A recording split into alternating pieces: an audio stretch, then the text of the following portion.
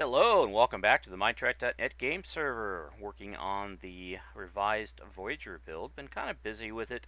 A lot has happened in a very short amount of time since the last video. Quite a bit's gone on. We've had some setbacks and some rethinks and some other stuff and some revelations and, you know, the fun stuff because, yeah, it's always fun to come up with things on the fly. Here at Minetrek, we just make shit up as we go. No. We try to stick to a plan, and sometimes the plan gets thwarted by the hull. The hull dictates everything, and placement on details in the hull mandate where things go in the ship.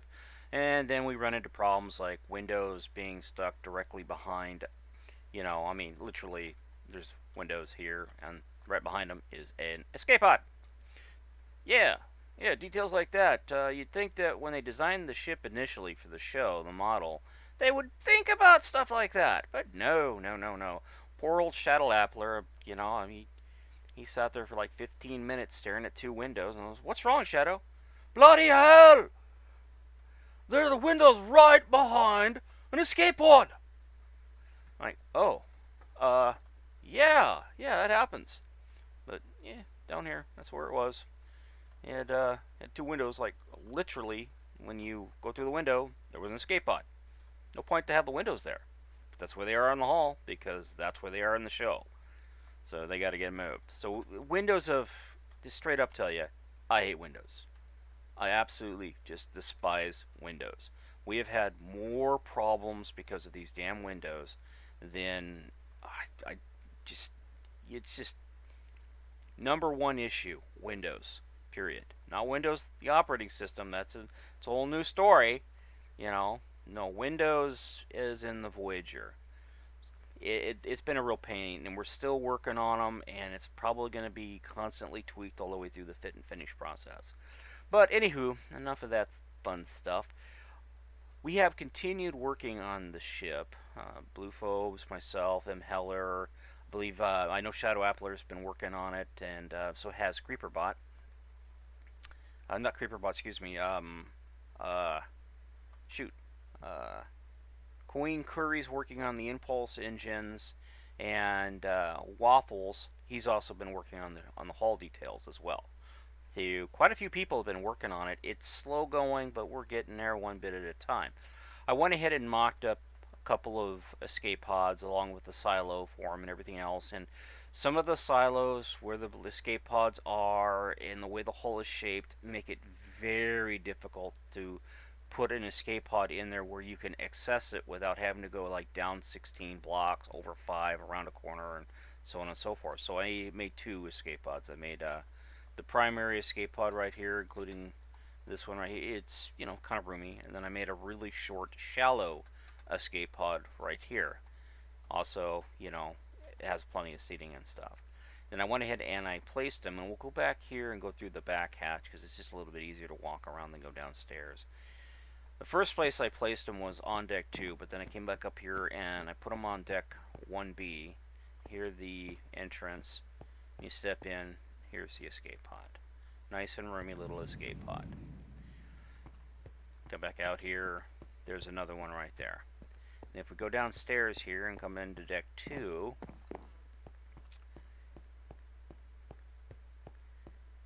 here are the escape pods in deck 2. There's a step up. The reason there's a step up, there's an actual floor for the escape pods. They have their own little floor. And in some cases now, if we go down a couple of decks here, you can get to see some of the work that's going on here. It's actually it'd be easier if we just zip on out of the ship and find the escape pods. Yeah, we'll go here with this deck right here. Alright. Now, as you walk through this deck right here, the escape pods can't be flush because, again, hull constricts.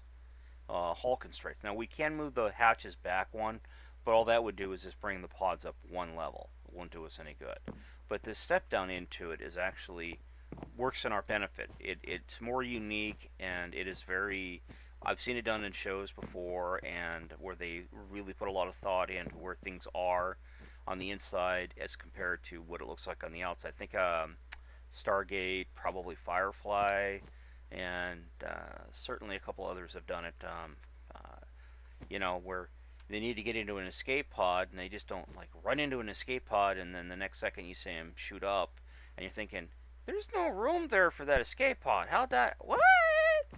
You know. So stepping down into it actually is a very unique and cool thing to do. I think it looks really cool the way we have it set up here. It took me a bit. I mean, I beat my head against the keyboard quite a bit doing it. So, yeah, I'm happy with it.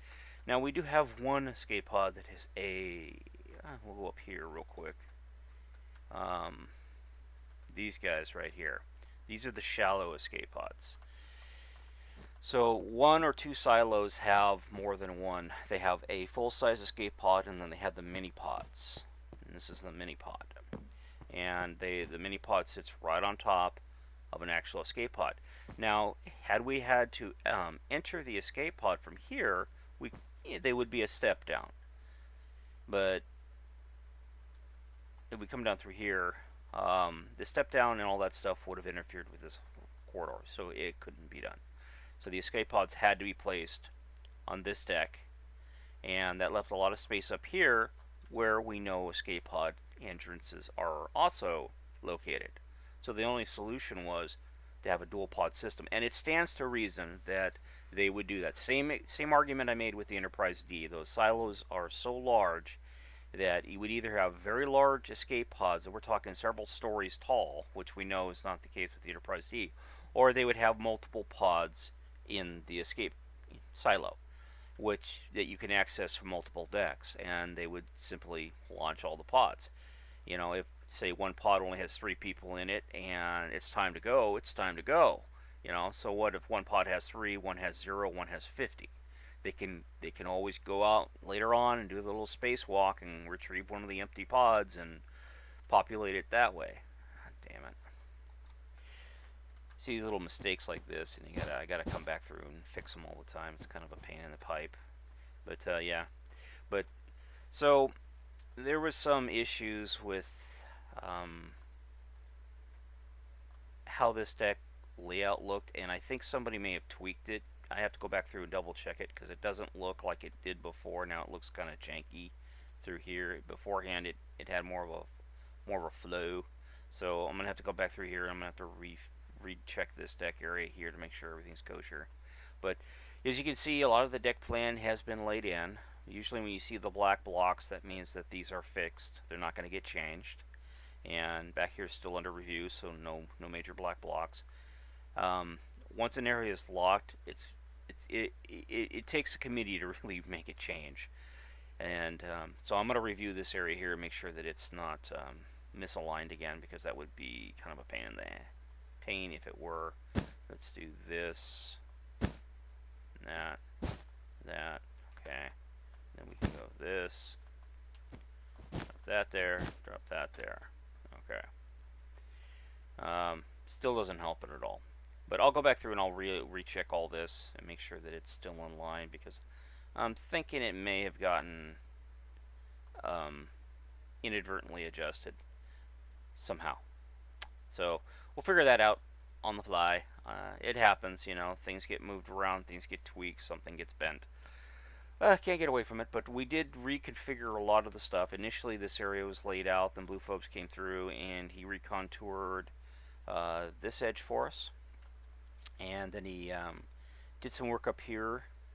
Beforehand, that stairwell was right here, and it was creating an ugly little bulge that we couldn't overcome, so we moved the stairwell and then relined it, made sure that it stays in line. You can see it's a sweeping curve.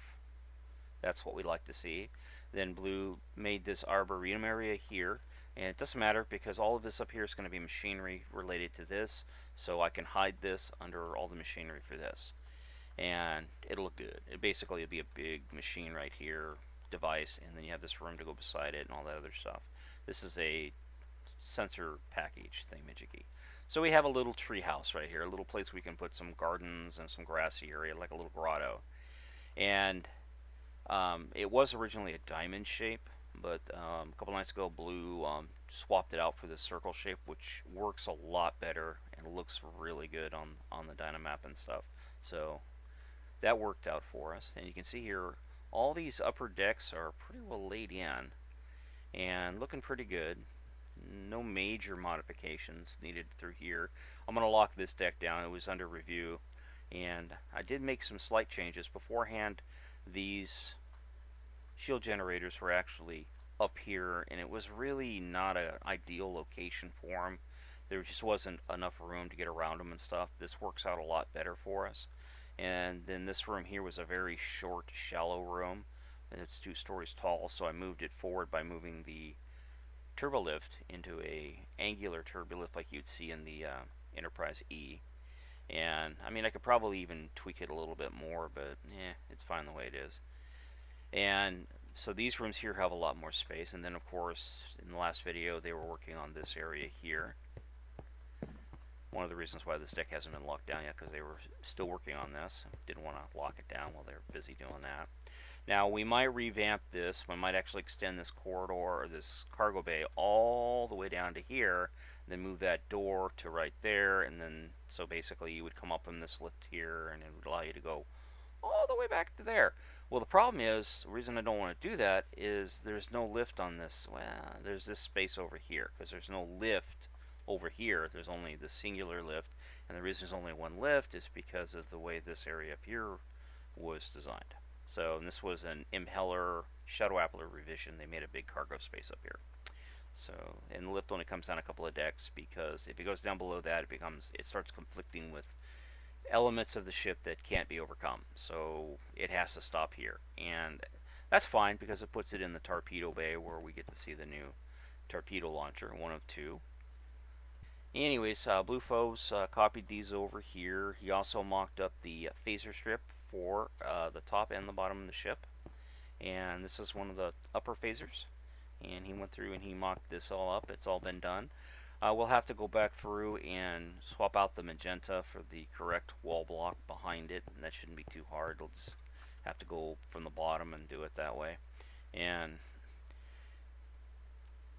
again, the cargo bay here, and then all the stairwells have been laid in. So everywhere, all the gangways, you can go all the way from deck 1 all the way down to deck 18, and it all works. They're all tied in. You just gotta, walk around and go, oh, okay. Sometimes they go forward, you have to go out of one and then around the corner to go down another one because of reasons.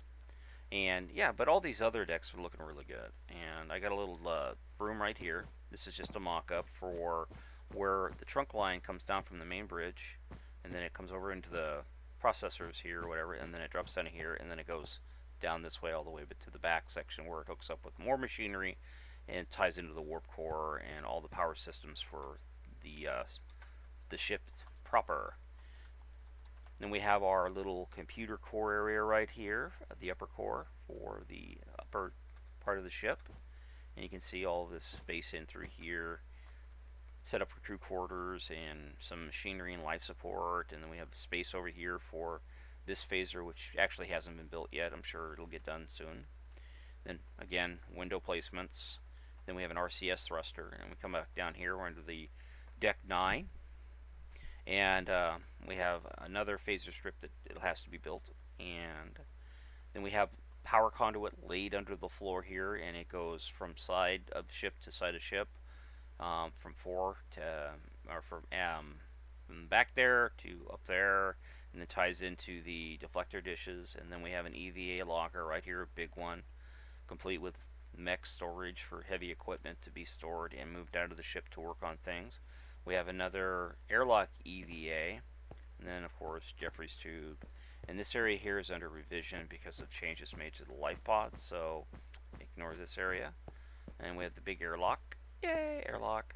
And then we come through here, and again we're back into the phaser area, and you can see some of the modifications were set up for trying to get that escape pod off the ground there, out of the way more or less. But yeah, Blue made the phaser strip through here, did a pretty good job. There'll be some catwalks and other things, very similar to the way Voyager 1 is laid out through here. And again, another escape pod that had to be worked on and modified. And we sweep along through here, and we're back to the forward part of deck 9, where, again, airlock, and then the cargo bay. And you can see I've started laying in and work for the forward auxiliary deflector and lane and stuff for the sensor package and all that other stuff, and it'll all work its way back with conduit along, most likely in this space right here, which has ribbing, and the reason there's ribbing there is so I know I can lay conduit through there. But yeah, we've got our little battery storage area up here, and again, this is very similar to the way Voyager 1 is laid out. Large cargo bay, roomy. Then we have the central island of the cargo bay here, where we have turbolifts that allow for cargo transfer like pneumatics. We have a Jeffries tube that allows us to go from side to side, as well as ties to the upper and lower Jeffries tubes. We have this lift here, which goes... Now, in the old Voyager, this actually went down into where the captain's yacht is, but since new Voyager is a bit laid out differently, longer in some regards, this location is actually further aft of that point, and it's too far aft to be of use down here, but we can still get here with the ladder, stairwell and stuff like that, and come through here. You can see that we have a turbolift that wraps around here. Again, I routed turbolifts to areas of the ship that on the plans from Strategic Design in Sidonia 6, they don't have them. But you need to have access because the ship is, this forward part of the ship is so long that it stands to reason you'd want turbolifts this far forward on the ship. Now you can see old Voyager, it's kind of narrow through there. You know, it's not that long from the midsection to the front, but on this one here, there's the midsection, and that is a long walk forward. So yeah, I routed some turbolifts up through here so that we can access this area with turbolifts and whatnot. There's a step up, but that's fine. That was an actual planned, deliberate thing. But yeah, turbolift comes all the way up here, and then everything up through here is easily accessible to a turbolift. One of the things I did, I tell you, you know, kind of wrapping your brain around where the, you know, things have to go and why they have to go there, and you know, it's fun. It's a lot of fun to figure this stuff out. But yeah. Anyways, then we have this deck here, which is not yet fully fleshed out, and then we have bulk water storage, and then you come down in here and you got the captain's yacht and Shadow Appler and Imheller. I'm not sure who else worked on it, but they worked on the captain's yacht and the area for the captain's yacht. And I think Waffles and I worked in this area here. He set up the windows, and then I built the tank, and turns out that, well, there's windows here. Who'd have thunk? Again, windows. So we had to path, and we're going to use carpet to cover it up because that's really the only way we're going to be able to do it. And then we come back through here, and again, Jeffries tubes and turbolift, and then there's a turbolift bypass right up there with the cargo, and then it drops back down, and then it goes back around on this deck here. This turbolift doesn't need access to anything because all you would do is go up and then there. See? Pretty basic. And let's go ahead and check out the captain's yacht real quick. I think we get to it from the side, if I'm not mistaken. Yep, right here. So this is the mock-up for the captain's yacht. You can see the area, the roofing and all that stuff's been done. It's really good looking. And then you come down through here, you have the captain's yacht. Very roomy and spacious in here. I'm surprised they never really used this in the show. It would have been for some interesting storytelling if they had. Why did they need the Delta Flyer if they had the captain's yacht? You know, it just, I don't know. You know. Then again, you know, they had the space artillery guns at the back of the ship, and thankfully, when the show went from the idea phase to actual shooting, somebody put a kibosh to the artillery phasers or artillery cannons. I'm going to show you what they are. These aft torpedo launchers, back in the day, when they were first setting up the show, these were actually elevatable, where you could lift them and point them so that you could shoot basically phaser balls, like cannonballs, artillery rounds, over, so you could like get the trajectory. But I want you to think about that for a second. A trajectory in space. You know how trajectories work. You throw something up in the air, gravity catches it, and slowly, well, not slowly, but it pulls it back down to the ground. There's no gravity per se in space. So when you elevate these and shoot them, they're going to travel in the same direction that they were shot in. They're not going to slowly arc back down. So thankfully that, I mean, it was a cool concept, but these were going to be the aft phaser guns, the cannons. Pew pew pew pew. So, and I'm sure they probably had a couple of episodes where they're going to. I recall one where they were talking. I think it was Robert Duncan was talking about how they were going to use the aft phaser cannons to shoot over a moon because I guess he had drafted a script, and he wanted to do that. And they're like, well, you can't do that because there's no gravity. Well, the planet would grab them and pull them around the planet. Trek babble. No, they ended up not doing it. I don't know if it was Robert Duncan or if it was somebody else that was discussing it, but yeah, it was an episode that was potentially going to be written by one of the cast members. And it was pretty bad. I could just remember thinking, that don't work. But anyways, the security deck is in. This was a pain in the pipe for me because I had to keep moving the turbo lift and rerouting the turbo lift again. I extended it to the side over here, and again, there is no turbo lift this far back on any of the plans, except for down here. It comes down here, but it doesn't go up. It just comes down and then works its way to the back. But yeah, so this right here is the security area. It's laid out again very similar to the original Voyager because the guys that set that area up did a pretty good job, and I think M. Heller wanted to preserve that concept. But what I did do is one of these ready rooms, I converted it into an interview area as well as a waiting room. And of course, this section here had to be added because of the stairwell and the Jeffries tubes. So I put the phaser range right here, and then I added, if you remember an old game based on Voyager, I think it was called Hazard Team or something like that. Anyways, they had their own little conference room, classroom sort of a thing. So that's what this is. I went ahead and mocked this up just for shits and giggles.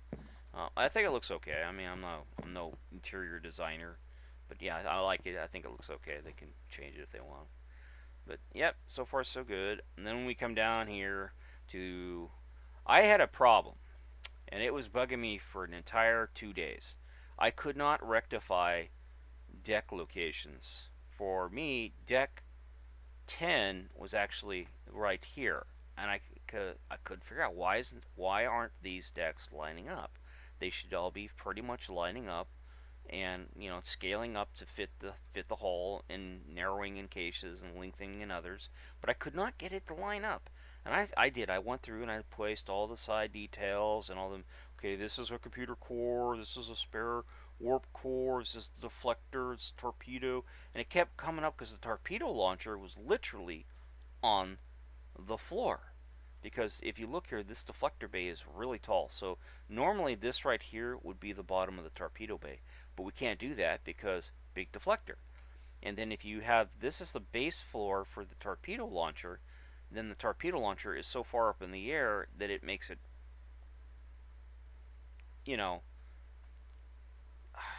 it just didn't fit.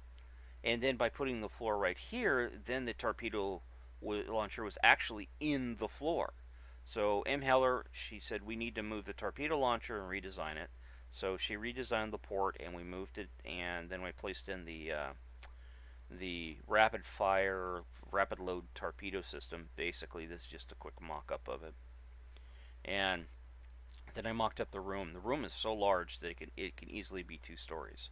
There goes Shadow Appler, by the way. And then I routed in, of course, I started routing in all the stuff and everything else. And then I couldn't figure it out what was going on. M's like, well, there are 18 decks. And you're counting from the bottom, starting with 17. I was like, yeah, there are only 17 decks on the Voyager. No, there's a 2 space area right under the 17, which is actually deck 18. And that was what was throwing me off. So M pointed it out, and I refigured my numbers, and, Bob's your uncle. It's all done. We figured it all out. And then I laid in the stairwell, Blue Folds mocked up the phaser thing, which I screwed up. Thankfully, I have a spare. I can move back up.